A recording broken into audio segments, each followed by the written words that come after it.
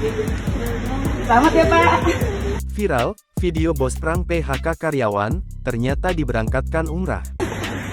Beredar video viral cara seorang bos prank PHK karyawan, namun saat surat pemecatan dibaca dengan utuh ternyata hadiah umrah keluarga.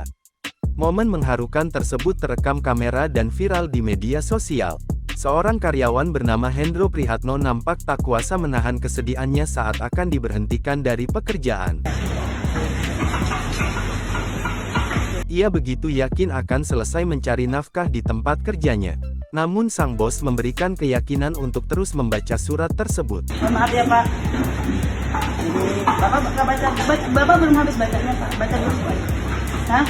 Baca dulu Pak. Bapak baca dulu. Bapak ada salah apa nih Pak? Dan isinya seketika membuat sang karyawan tersenyum.